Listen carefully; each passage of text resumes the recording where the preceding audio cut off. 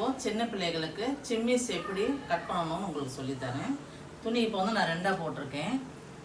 இந்த கரை பகுதி இப்போ இங்கே மடித்து வச்சுருக்கேன். இன்னும் 4 பகுதியாக இங்கே இப்படி போட்டுக்கணும்.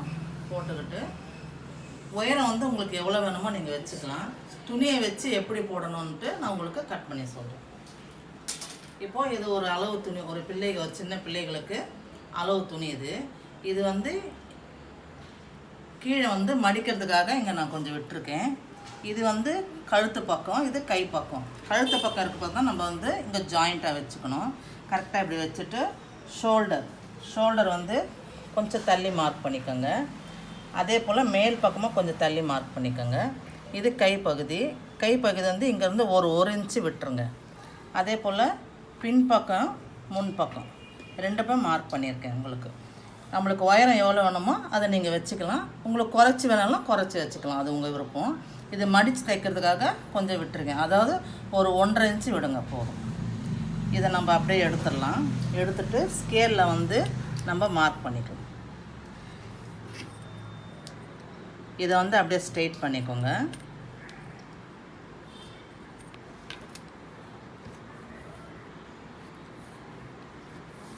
இது வந்து கழுத்து பகுதி, இது வந்து கைப்பகுதி. முன்பக்கம் பின்பக்கம். முன்பக்கம் அப்படியே ரவுண்டாக இப்படி போட்டுக்கோங்க. இது பின்பக்கம். இது கைக்கு வந்து ஒரே கிராஸ் போதும் உங்களுக்கு வச்சுட்டு இது வந்து அப்படியே ஸ்ட்ரெயிட் பண்ணிக்கோங்க. இங்கேருந்து 1 இன்ச்சு விட்டோம் இல்லையா, அதை வந்து அப்படியே ஸ்ட்ரெயிட் பண்ணிக்கோங்க. இப்படியே நேராக வந்து கட் பண்ணிக்கோங்க.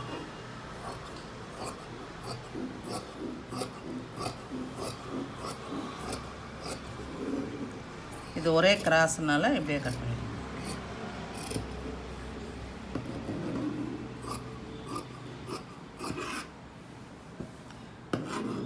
முன்பகுதி மட்டும் கட் பண்ணிக்கோங்க. இப்போ முன்பகுதி பின்பகுதி ஒரே அளவு வந்து ஒரே கட்டிங்கே போட்டுருங்க.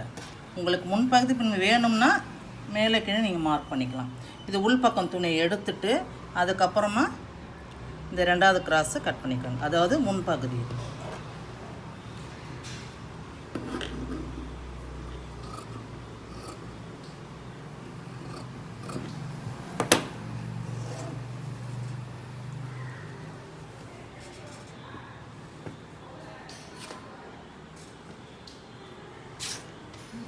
இதுதான் சாதாரணமாக இதை கட் பண்ணுற முறை. சிம்மிஸ் முன்பகுதி பின்பகுதி 2மா போட்டு இப்படி நான் உங்களுக்கு கட் பண்ணியிருக்கேன். தைக்கிற முறை வந்து அடுத்த வீடியோவில் நான் உங்களுக்கு சொல்கிறேன்.